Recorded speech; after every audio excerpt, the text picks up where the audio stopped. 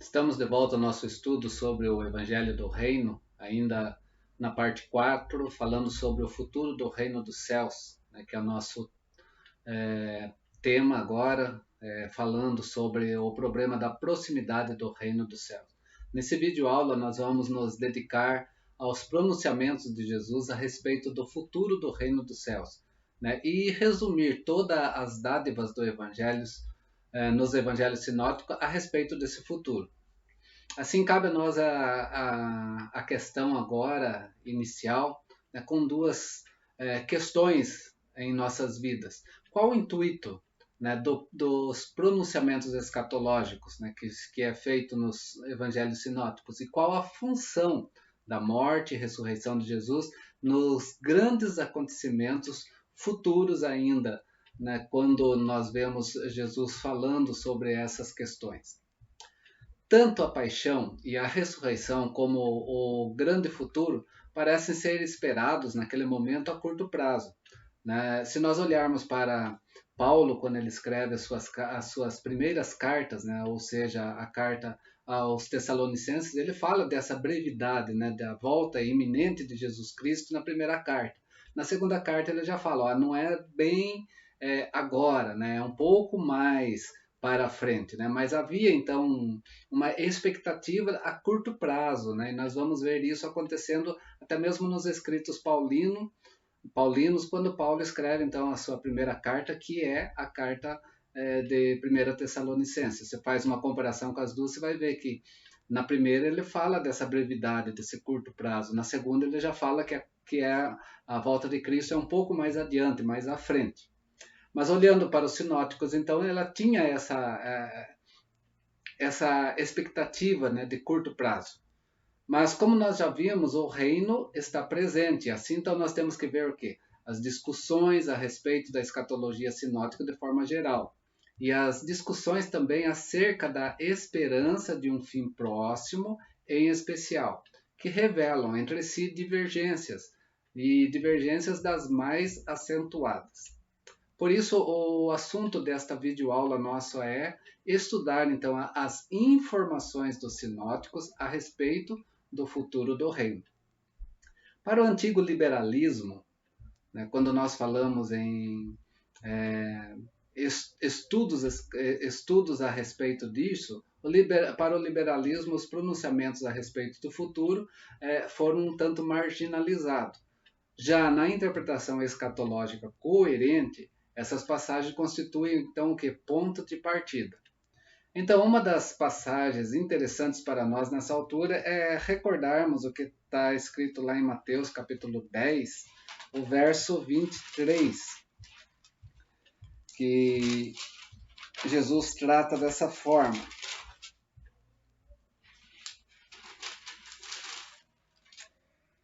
Quando, porém, vos perseguirem numa cidade, fugi para outra, porque em verdade vos digo que não acabareis de percorrer as cidades de Israel até que venha o Filho do Homem. Então, nós vemos aqui sobre Jesus falando sobre o seu retorno, né, e falando para os seus discípulos, né, vocês se perseguirem vocês numa cidade, fujam para outra, né, que não vai acabar, vocês não vão acabar de percorrer todas as cidades até que venha o Filho do Homem.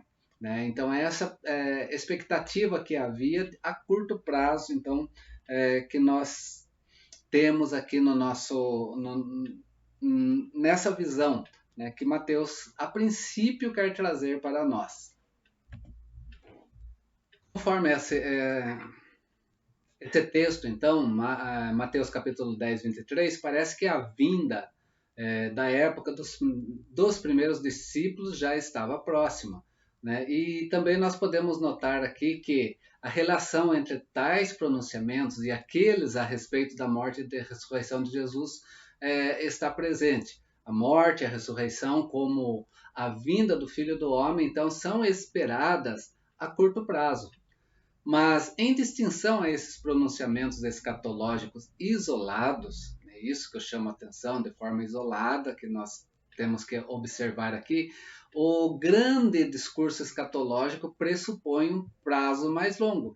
E o grande discurso escatológico são aquelas partes que Jesus fala, né, de forma apocalíptica, da vinda do Filho do Homem, que vai estar lá em Mateus 24, né, que nós pegamos, e depois os capítulos seguintes, né, que vai falar de parábolas em relação a esse retorno de Jesus Cristo. Marcos, capítulo 13, também na sua forma plena no capítulo, e Lucas capítulo 21. Se você for olhar lá, você vai ver os discursos de Jesus, que pressupõem que um prazo mais longo, né, do seu retorno. Este texto, conforme eu trouxe como exemplo aqui, que no capítulo 10, 23, é de um aspecto de prazo curto, mas é de forma isolada que nós vamos ter aqui. E ao lado então dessas passagens que falam do futuro, em termos de curto ou longo prazo, nós teremos que levar sempre em conta o quê? Que o reino já está presente de maneira provisória, aquilo que nós já vimos nos vídeos anteriores. Na posição mais radical, os pronunciamentos que visam um prazo mais longo, eles derivam o quê? Da igreja primitiva. Né? A igreja primitiva ela vai começar a ler, vai começar a entender esse prazo que não é tão no agora, mas é um pouco mais distante. Né? Aquilo que eu falei, as duas cartas de Paulo, lá, 1ª e 2ª Tessalonicenses, já nos dá essa ideia, né? de uma releitura em relação a essa questão da iminente volta de Cristo ou de uma volta, né, um pouco mais adiante.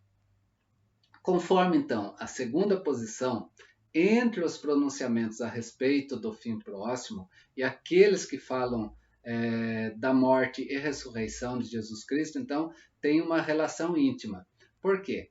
Enquanto Jesus inicialmente aguardava a vinda do reino, durante a sua própria vida, mais adiante ele começa a pensar e trazer isso mais aberto para os seus discípulos. A gente vai ver muito isso nos evangelhos. Né? Primeiro, Jesus fala de uma forma mais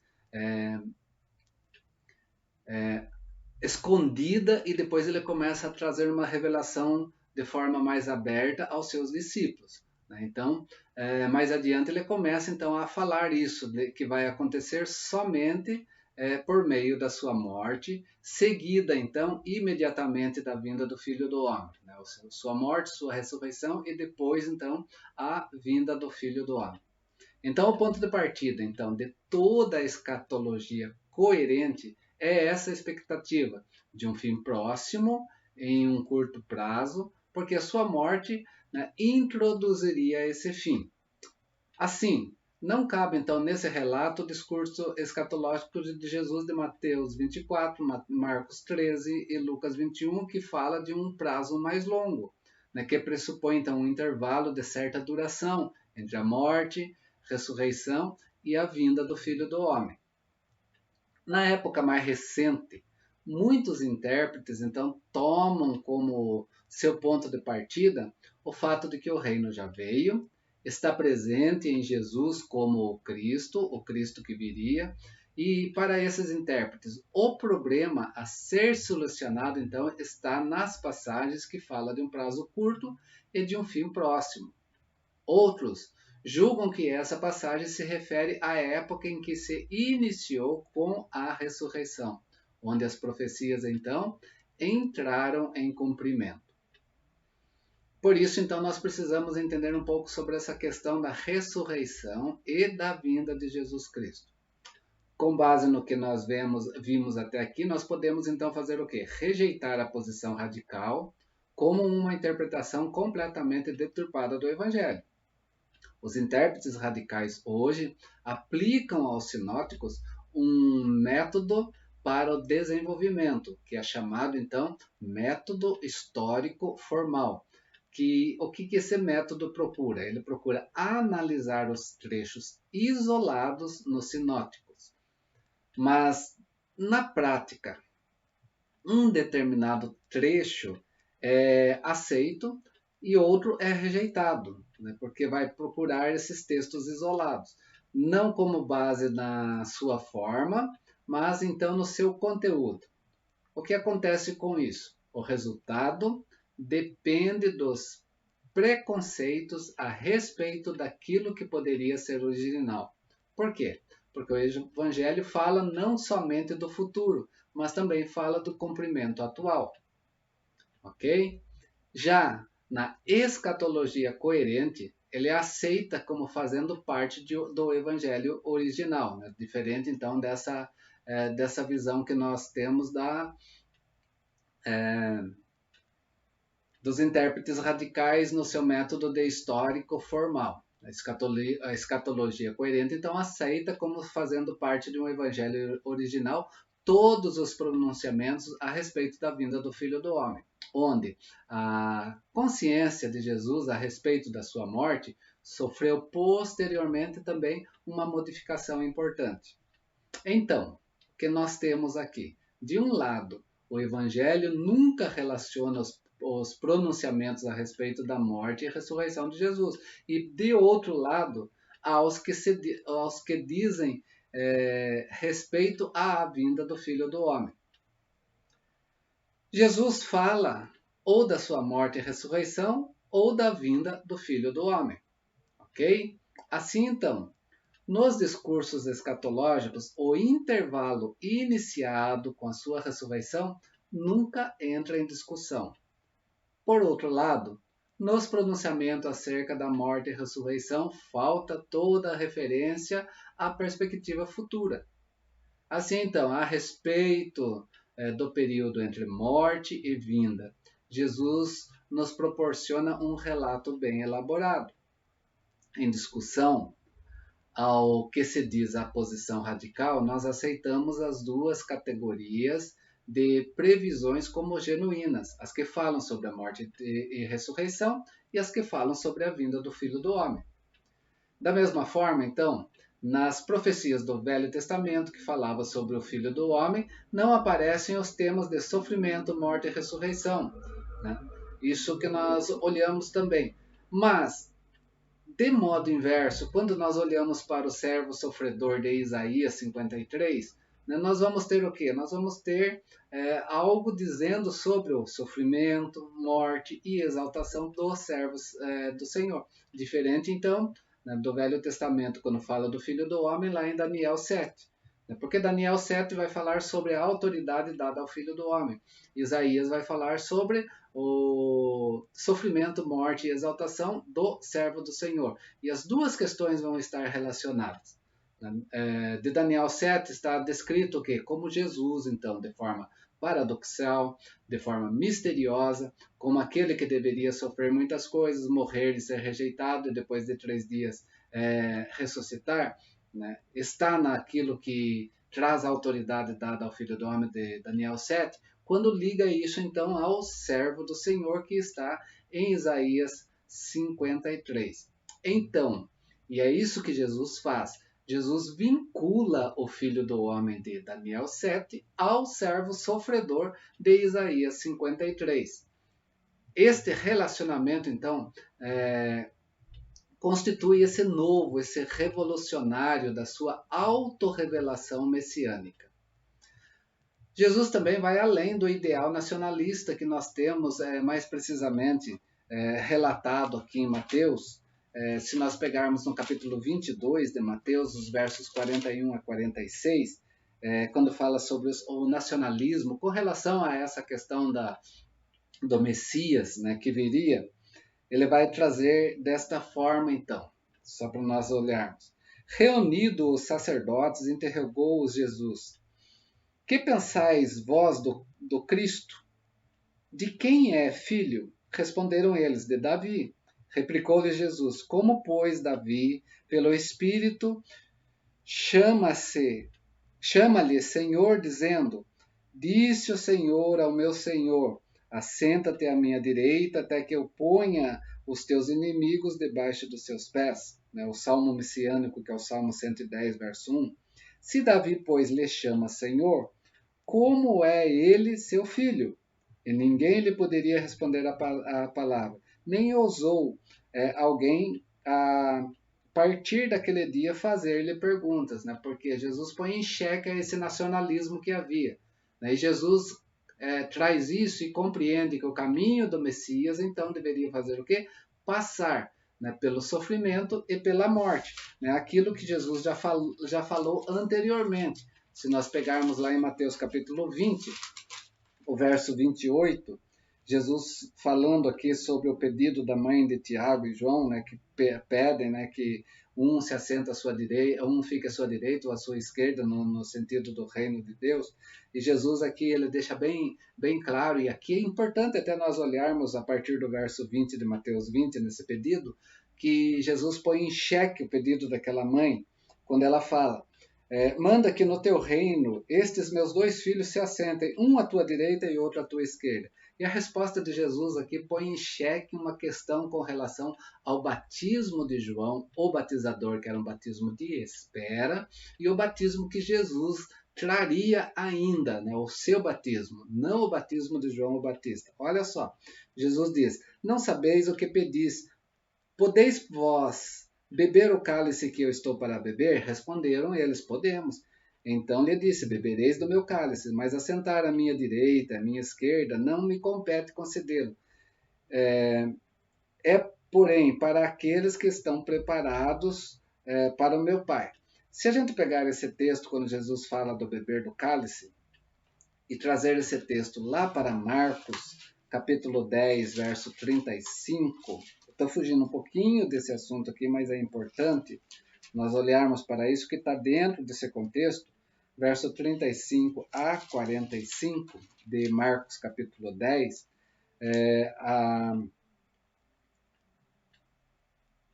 a resposta de Jesus em Marcos 10 tem um porém que não está em Mateus. Olha o que diz em Mateus capítulo 20, verso 22, Jesus responde: não sabeis o que pedis. E ele faz essa pergunta: podeis vós beber o cálice que eu estou para beber? E eles respondem: podemos. Marcos acrescenta algo aqui interessante, quando ele fala que no capítulo 10, verso 38, que é o mesmo contexto lá de Mateus. Mas Jesus lhe disse: não sabeis o que pedis.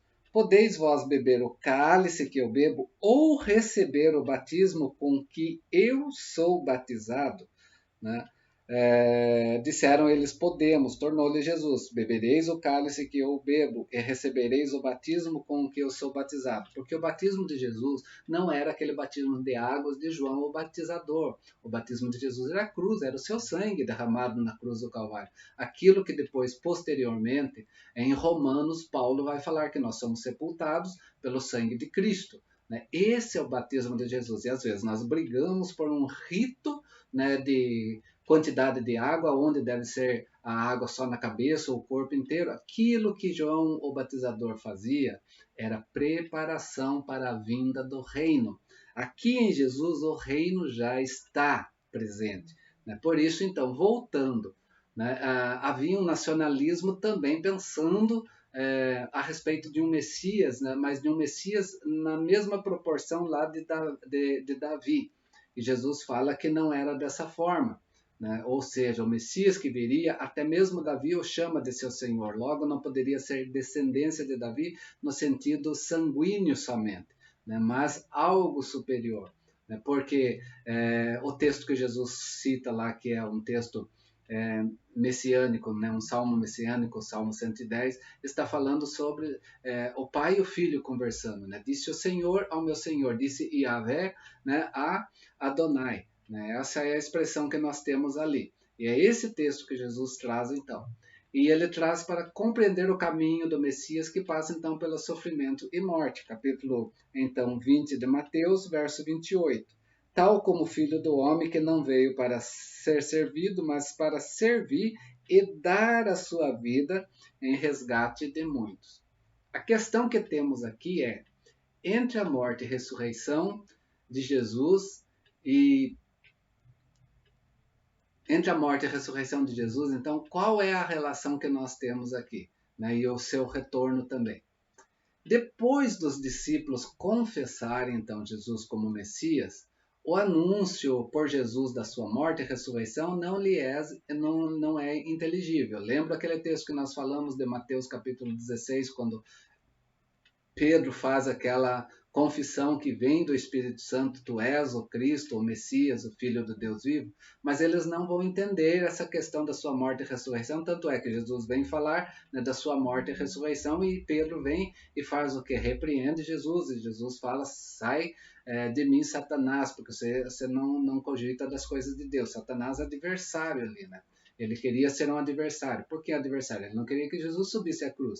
E se Jesus não subisse a cruz, nós não teríamos a salvação. Logo, havia colocado ali essa expectativa não de Jesus na cruz, colocando isso como algo entre a salvação, né, que é dado a nós. Então, se tornou um adversário ali, Pedro, naquele momento. A relação, então, entre o servo do Senhor e o Filho do Homem estava encoberta naquele momento. De sorte que os que foram,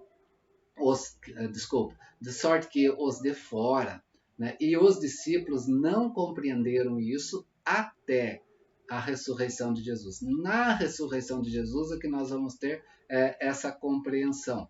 Você pode pegar o texto de Marcos capítulo 9, verso 32 e dar uma olhada, né? Lucas também, no capítulo 9 também, verso 45, e Lucas no capítulo 18, verso 34.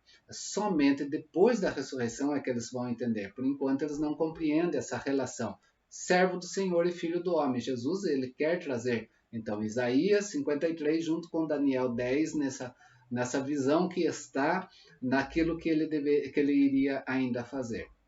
Então, da mesma forma, enquanto os discípulos conheciam a ressurreição geral, porque sobre isso eles entendiam, quando Jesus fala da ressurreição, eles vão entender aquilo que o Velho Testamento trazia, né, com relação à ressurreição do último dia, e Jesus estava falando sobre a sua ressurreição ainda naquele período, né, eles não compreenderam, então, Jesus tratando desse assunto sobre a ressurreição. Tu pode ver lá em Marcos capítulo 12, verso 18 a 27, e também a relação em Marcos ainda, capítulo 9, verso 10 e 11.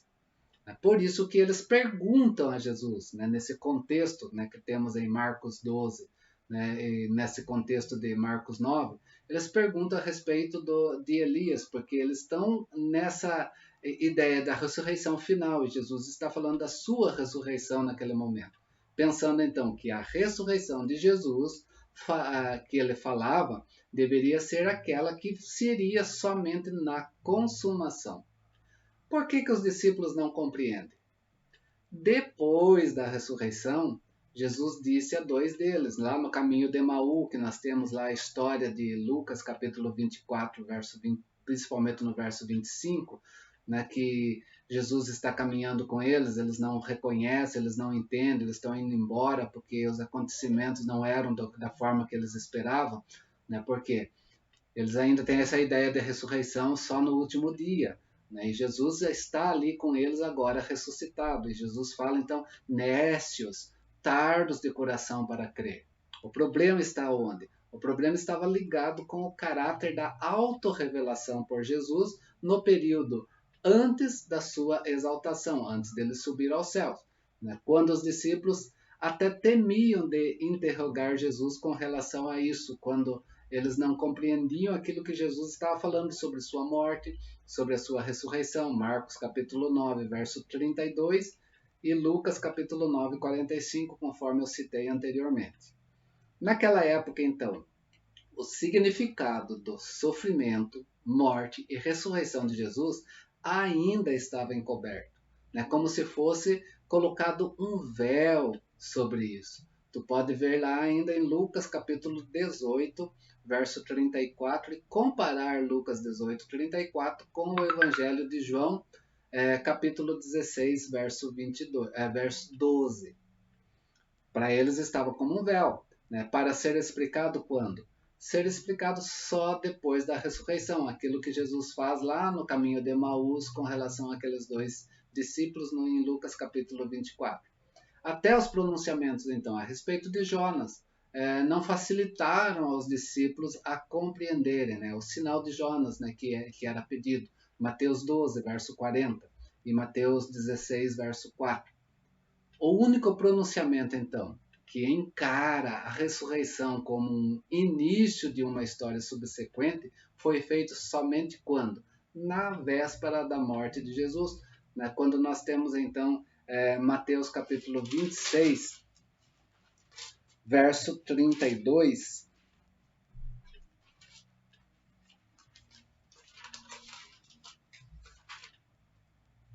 que diz assim: mas depois da minha ressurreição, irei adiante de vós para a Galiléia, quando Jesus faz a ceia com seus discípulos, e depois da ceia, então Jesus vai, eles cantam o hino, eles vão para o Monte das Oliveiras, e ali na Monte das Oliveiras, então Jesus fala sobre essa questão de que ele ia ser morto, que os discípulos iam ser dispersos, mas ele fala da sua ressurreição. Agora ele dá um caráter nessa ressurreição agora. Ele diz, depois da minha ressurreição, irei adiante de vós na Galiléia, porque ele está falando agora sobre aquele período quando ele vai subir aos céus, da sua ascensão após a ressurreição, após aquele período que ele está com seus discípulos.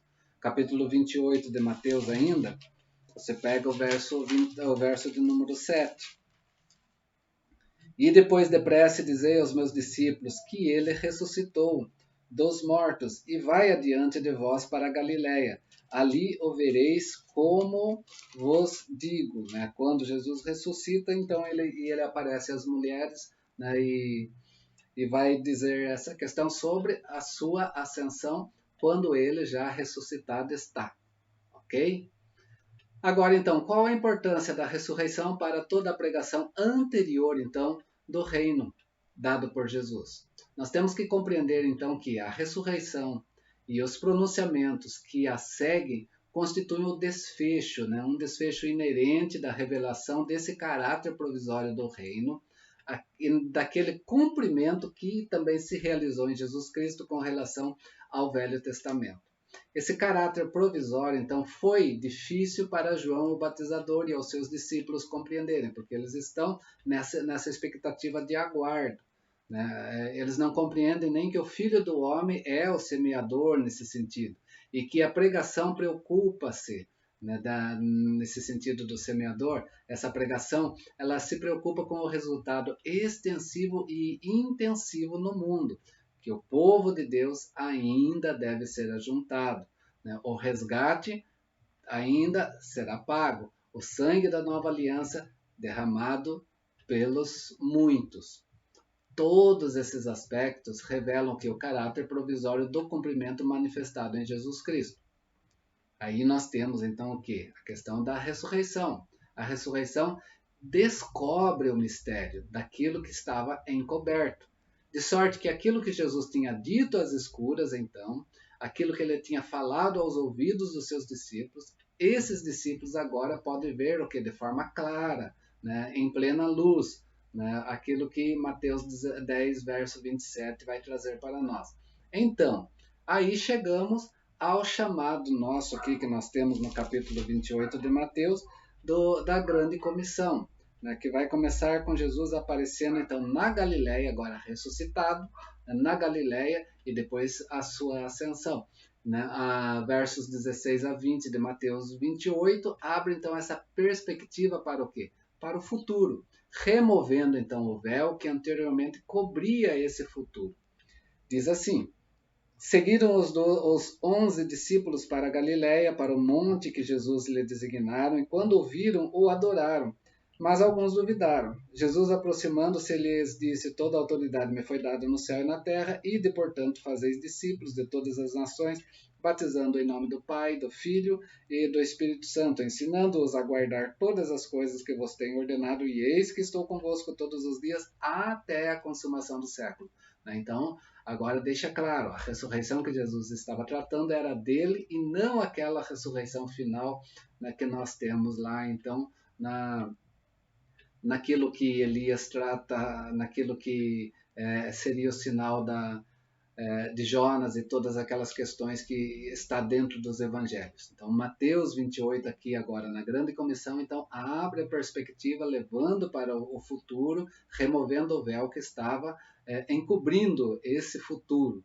Por outro lado, Tudo que a ressurreição de Jesus revela, então, baseia-se nas mesmas pressuposições que caracterizam toda a sua pregação.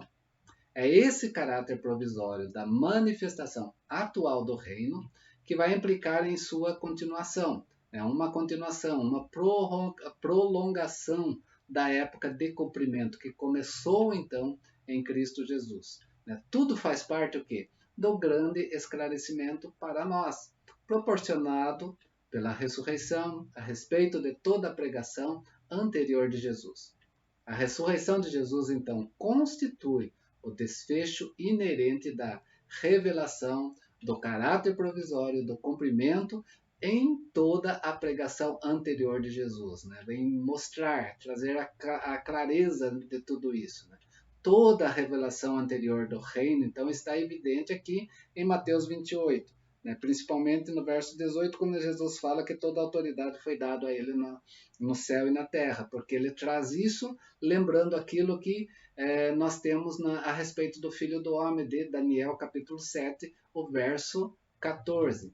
Então aqui nós vamos ver o quê? E nesse desfecho, Mateus 28 vai levar a entender essa questão que Daniel 7,14 trazia sobre o Filho do Homem, onde Jesus então fala de si mesmo como Filho do Homem, que é então o quê? Dada toda a autoridade no céu e na terra, que vai trazer aquele salmo messiânico para nós. Mas isso só aconteceu quando? Depois do seu sofrimento, depois da sua morte e depois da sua ressurreição.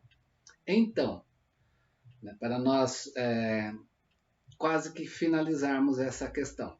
A autoridade do Filho do Homem, então, baseia-se na autoentrega do servo do Senhor. A ligação que nós temos, então, de Daniel 7 com Isaías 58. Nós precisamos olhar para isso. Eles estão ligados. Portanto, a ressurreição revela o quê?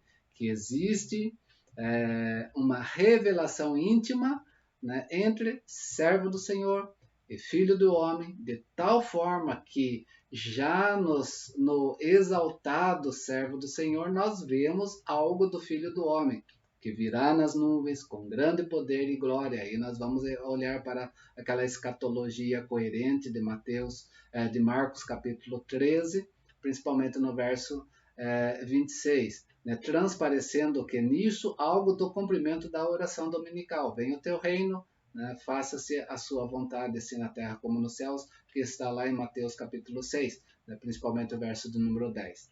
Então, já durante a sua vida, Jesus, então, possui autoridade o quê? Do Filho do Homem, conforme Mateus capítulo 9, verso 6. Mas, olhando para Mateus 28, aqui na Grande Comissão, verso 18, refere-se à grande mudança que se realizou depois. Já está Mateus 9, 6, mas se realiza depois, Mateus 28, 18. O que quer dizer isso? Que depois da morte e ressurreição foram acompanhadas, então, por uma escuridão anormal, pelos juízos sobre o templo, por um grande terremoto, pela ressurreição dos mortos, sendo estes, então, sinais característicos da vinda do Filho do Homem nas predições anteriores à morte de Jesus. Então, esse acontecimento que nós temos em Marcos capítulo 27, a partir do verso 45, Mateus, capítulo 27, a partir do verso 45 até o 53, estava mostrando aquilo que Jesus já falou em Mateus capítulo 24, com relação, então, ao final de todas as coisas, a vinda do Filho do Homem. Os sinais característicos, então, da vinda do Filho do Homem nessas predições, então, anteriores à morte de Jesus. Ao mesmo tempo, nós temos o quê? A vinda do Filho do Homem recebe seu cumprimento provisório, aonde? Na ressurreição. Então, a ressurreição, concluindo, nos indica que entre o servo do Senhor, que deveria sofrer, morrer e ressuscitar, e o Filho do Homem, que viria nas nuvens com grande poder e glória, existe, então, essa relação íntima. né? Aquilo que, fechando aqui, nós podemos ver presente em Atos capítulo 2,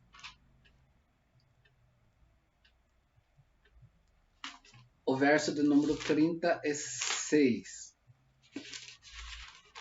Atos 2, verso 36. Né? Quando nós temos aqui, então, aquele grande discurso que Pedro traz, né, em relação a Jesus Cristo, e ele diz assim: esteja absolutamente certa, pois, toda a casa de Israel, que a este Jesus que vós crucificastes, Deus o fez Senhor e Cristo. Então nós temos aqui essa relação que nós temos do servo do Senhor e do Filho do Homem, presente bem nessa relação então que João traz aqui, finalizando o seu discurso teológico naquele momento.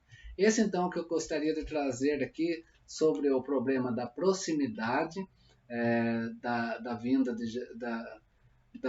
do retorno de Jesus Cristo, e sobre então o que? A ressurreição e essa vinda de Jesus Cristo de forma geral. Espero que tenham compreendido essa questão, né? Vão ao texto, deem uma olhada bem nele, que nós podemos ver toda essa clareza que nós temos aqui dentro, né, de todo o ministério de Jesus nos seus ensinos. Próxima aula, falando ainda sobre o futuro do reino dos céus, nós vamos falar sobre o grande futuro como ponto de referência. Até lá, forte abraço, que Deus assim nos abençoe.